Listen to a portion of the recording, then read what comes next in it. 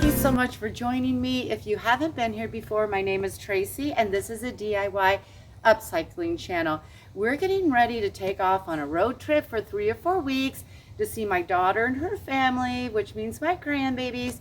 And I want to take a slow stitch hand sewing project with me for all the downtime. We have a lot of downtime at the campgrounds. Plus, I love sitting in my recliner in the evenings when I'm home watching TV and working on something. So I have this thrifted robe. I'm going to take you inside and show it to you a little closer. I'm going to cut it, but this is what I'm prepping, and I'll show you what I'm putting together for this project. Okay, I found this old chenille robe on a little road trip that we took to Minnesota not too long ago. And it looks old to me. I mean, it is threadbare. And look at this button. Okay, you would think I might want to replace that button, but I love it sort of tattered as it is. Now, I want to create like a patchwork design on this. So the first thing I'm going to have to do is cut it off. I'm going to remove the belt loops, and I don't know, I'll look it over, maybe some tags or something. Before I cut it, I need to clear off my table. I've been gathering supplies, so I'm going to show you what I'm taking with me for this project before I clear it all off. I'm taking a bunch of scraps. Now these are from projects past, just fun little scrap materials. I'm trying not to use any plaids or flannels. A lot of small floral or just sort of any small sort of feminine design, I would say. These were curtains. This is a flannel sheet. Another sheet. This was an old towel that I tea stained for a purse project. And just lots of fun little scrappy projects. I want a lot of different fabrics on this. Okay. These were just dresses. I have a couple of these that I cut the bottoms off and used for something else. And now I get to use this fabric. I have these great little tea towels. And I may not use this. I may or may not. I don't know. But I want to make sure I have options when I'm sitting on the RV because I can't come back to my sewing space. I just think those girls, these images are really cute. Some recipes. So I may or may not use that. And I have this pillow cover that I got at the thrift store. I don't really intend to put any birds on this, but what if I decide I want to and I don't have it with me? I'm taking it just in case. And I have my old stash of embroidery threads. And I just picked this one up at the thrift store. I find these all the time at my St. Vincent's in my area. 99 cents for all of those. And I actually did buy some more because I want to have everything I need. I also bought some hoops at Hobby Lobby. My chenille jacket may be too thick for these, but I'll have them. You know, and then just basic sewing supplies, scissors, things like that. Now, I can't tell you what size needles I have because I have this old tin of assorted needles.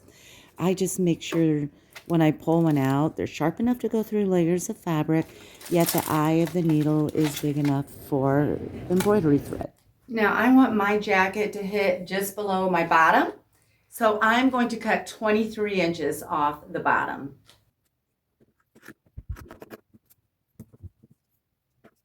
Here's what the length is looking like. This is so incredibly soft. I just love it. Big, roomy, cuffed sleeves. What if, I'm seriously considering turning it inside out and making the wrong side be the side I work on. And then the inside will be soft and cozy and pretty. Maybe I'll even do a little something to that. I'm on the fence about this. I'm going to let this piece sort of speak to me as I work on it. I hate to make promises because I change my mind a lot. Okay, so this is what the inside looks like. kind of cool. It's still a chenille finish, but not as thick. The collar still weighs down nice. It has these little ties. You know, maybe I could tie it weird. I don't know. So, yeah, you will see this progress. Next time you see me, I'll probably be working on it on my RV.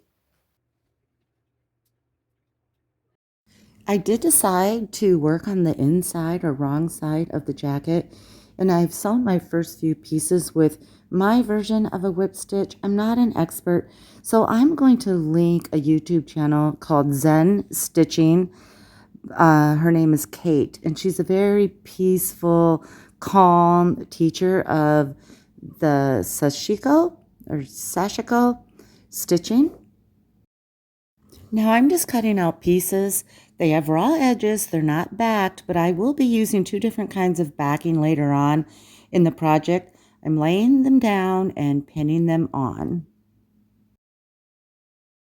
I will have more close-ups of what I'm doing here throughout the video, but I just have a single layer of embroidery thread. The knots are all underneath, so I bring the needle through, come straight down underneath of it. I'm showing you here. Straight down underneath of it, and then I angle up underneath to about 1/2 inch or 1/4 inch next to it. Pull it through. So they're basically angled on the back side and straight on the front side.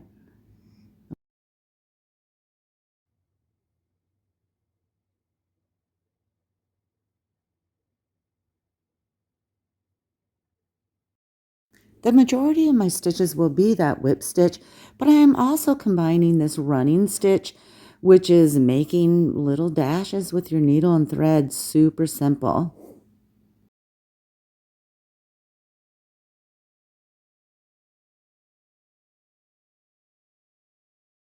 I cut the original pockets off, leaving 2 holes that I stitched shut. I will be making my own pockets later for this.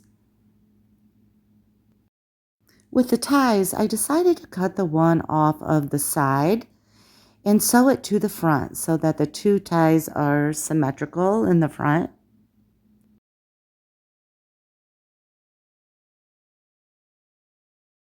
I will be making 2 pockets for the front, but I need to back the fabric with a medium weight fusible interfacing. Now I'm going to slip in a little sample of how I do that here. I cut my fabric to size, and I have the interfacing sitting next to me here, and I am generously going to cut around the piece of fabric. The interfacing has a smooth side and a bumpy side. The bumpy side are glue dots, so I'm going to lay the back of my fabric on top of the glue dots, the bumpy side, and lay a thin towel over top. Hold my iron. My iron is set on the hottest setting, no steam, and I will hold it for 13 seconds.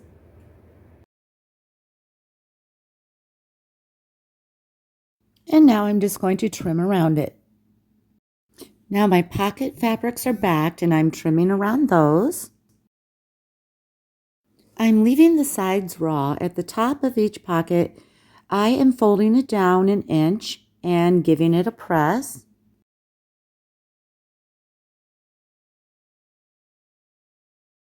And then I just did a few rows of that running stitch along the top of each pocket. I pinned them where I wanted them, and now I will just whip stitch around the 3 sides. I decided I didn't like this bulky collar on the back side of the neck, so I'm just cutting it off. Now the pockets are sewn, and I cut out 3 square holes on this side of the jacket, and I'm showing you a close-up of that later on, and I patched them from behind. But right now, my main point of this piece of video is to show you what I'm doing to this arm. I'm completely filling this arm with 2 different fabrics, the tops of those 2 dresses.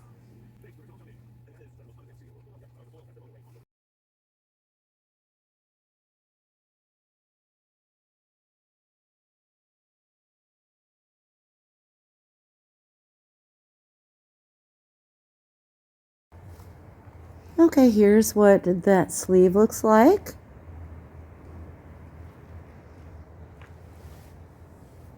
And here's a better look at those patched holes.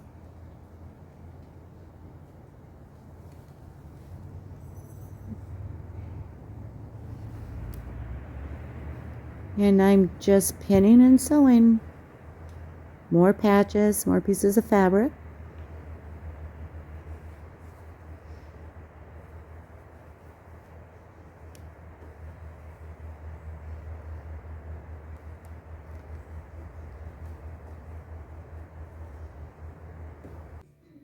Now we are in King, North Carolina, almost to my grandbabies, and I wanted to stop at a couple antique malls to find some vintage fabrics for this project. And in this store, I found this old quilt, a bit tattered, but look at all these great vintage fabrics, nice big chunks, and it was $35.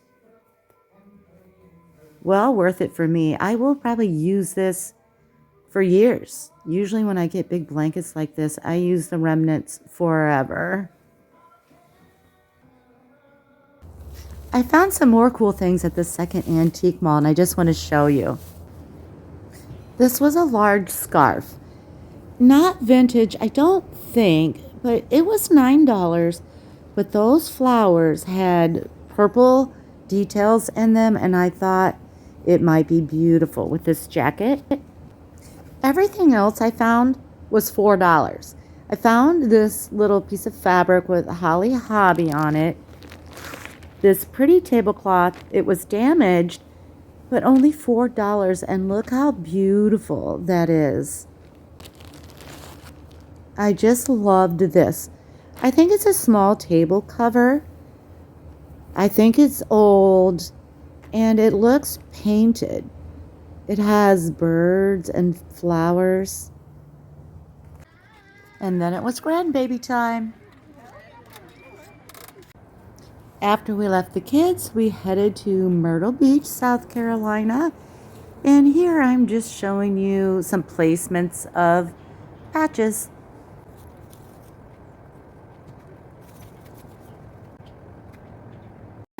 Myrtle Beach was awesome. We went to the ocean every day, even took a helicopter ride. Fun fact about my two guys here, they're both named Stuart. I've had the little one for 19 years and the big one not quite so long. Okay, back to the jacket. Now I'm starting the patchwork on the back side.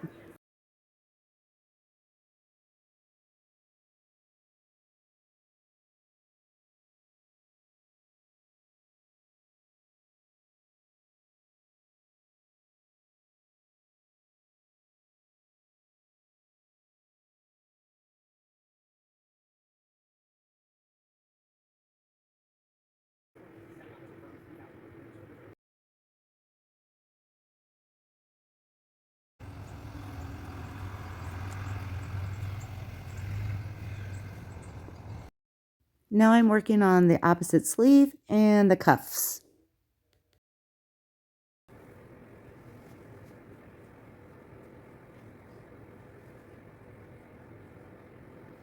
Now on the opposite side, I'm adding a few extra patches now.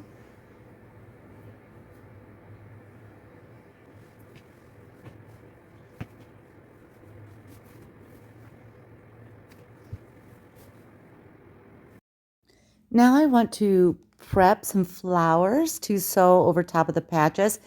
And I am using a light sewable iron-on double-side adhesive. I roughly cut out the flower area that I wanted. Now this has a paper side and a bumpy glue dot side. I am laying the paper side down on a towel to protect my surface, and then I will take the fabric and lay the back side on the bumpy glue dot side, cover it with a thin scrap piece of cotton is what I'm using, and then I will hold the iron on it for 6 seconds.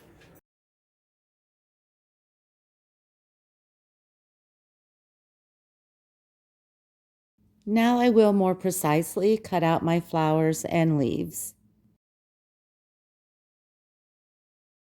Now I have a pretty big stack of flowers, and I'm going to start laying them out where I want them.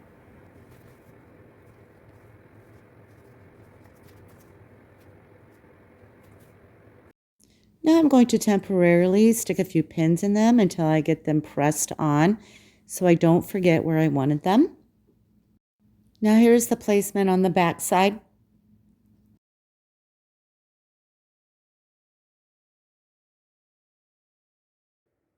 Here's what they're looking like, pinned on so far. And now it's time to iron them on. To iron them on, I'm going to remove my pins, remove that paper backing,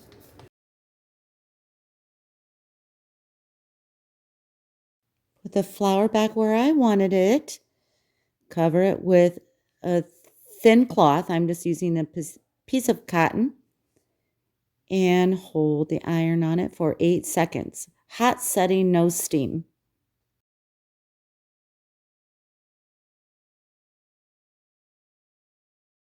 Now the flower is adhered, so I can sew around the edges. This will not hold up in the wash. You need to sew around the edges. I found this 4-strand yarn in my thrifted package, and I am using one of the threads. I want the detail around the flowers to be a little bit more fine and thin than the thicker embroidery thread.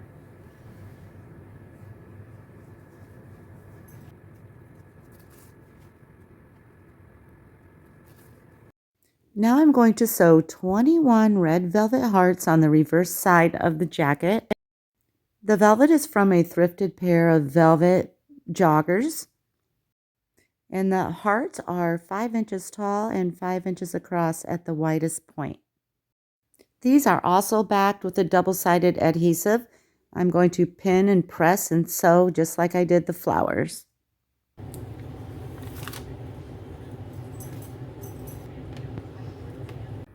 Now these I could have used just all red thread, but I didn't have enough. So I'm just using assorted colors, but I'm making sure they're all sort of dark and rich.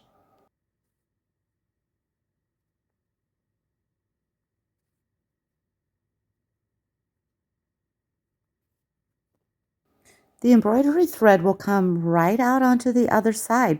And I think that looks like extra detail and adds extra durability to it, actually.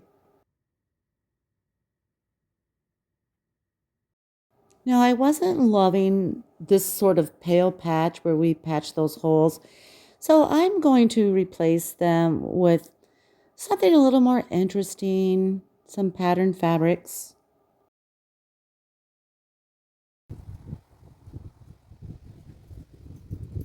Okay, so we're back. It's been 3 weeks.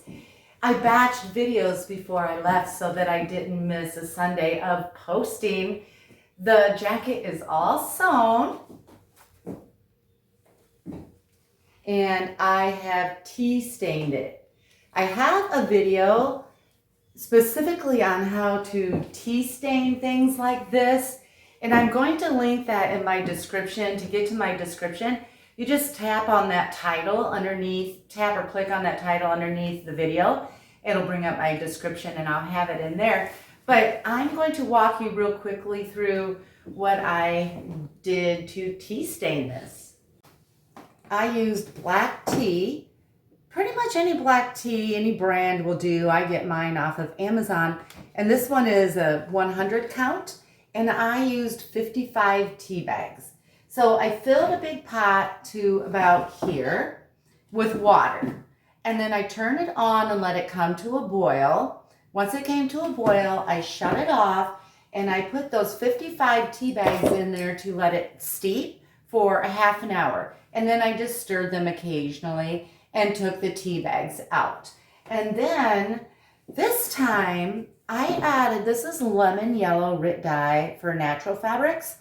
I added a splash of this in there because I didn't want the color to turn out sort of tan-ish. I wanted it to be a more warm sort of sepia or ecru color.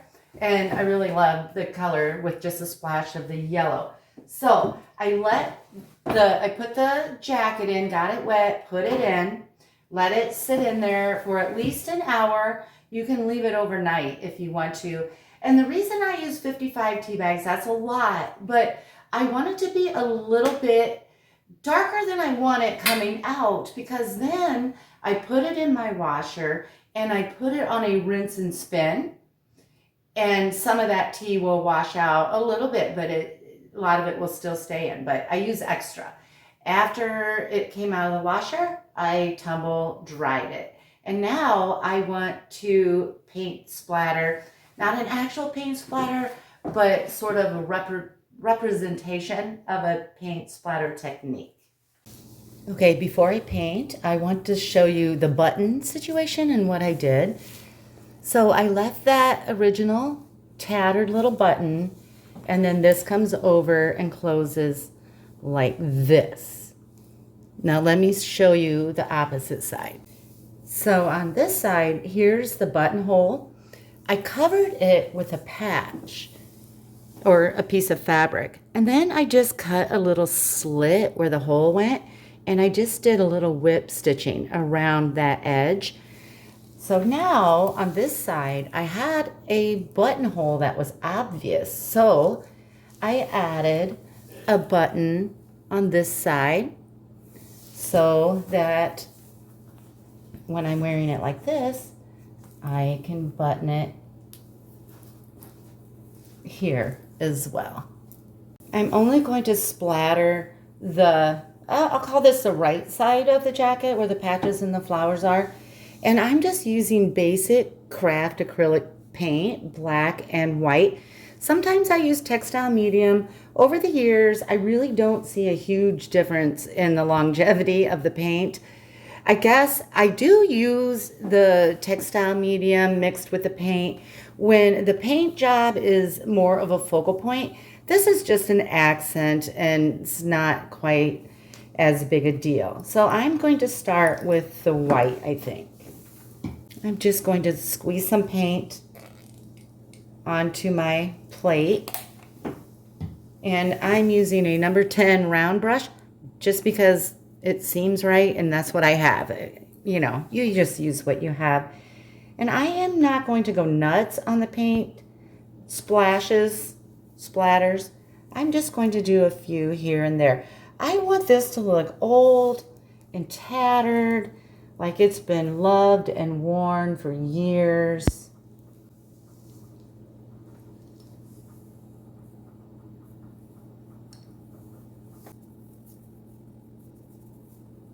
Now, while I'm still on the back side of the jacket, I'm going to do the black because I want this completely dry before I flip it over to do the front side of the jacket. And I'm just making little blotches, basically, a couple little squiggles, maybe a couple little dots. The paint will feel a little stiff at first, but the more you wash it, the softer that gets.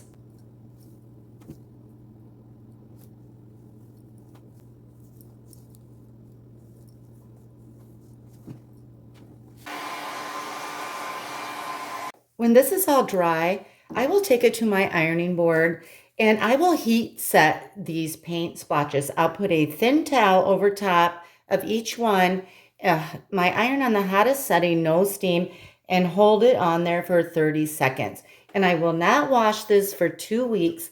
The paint needs to cure. The moisture needs to be completely evaporated out of the paint before you wash it. You can wear it within 24 hours or whenever that paint is dry, though. Okay, it's all done. I have it with this sort of prairie dress. I whipped this up. I don't have a tutorial for it. It was just an old hooded linen shirt, and I just added linen tablecloth and some lace to it. I have some leather moto boots.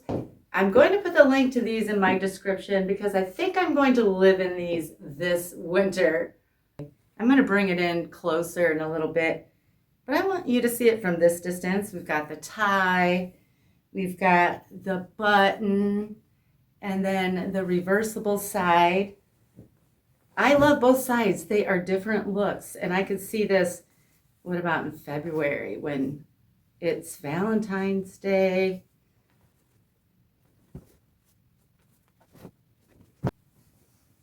Okay. How pretty is that? A little more elegant looking. You know, is this a lot of work? It depends on what you like to do. My husband and I on this trip, we joked about this jacket and we called it my sanity jacket because as much as I love going on long trips, I miss my stuff and I miss creating because it makes me happy. And I have trouble sleeping at night, so I get up super early in the morning, way before him. It gives me something to do that's creative, you know. For me, I can only listen to so many audiobooks. Okay, I'm going to bring this in closer and let you have a better look. And I thank you so much for watching.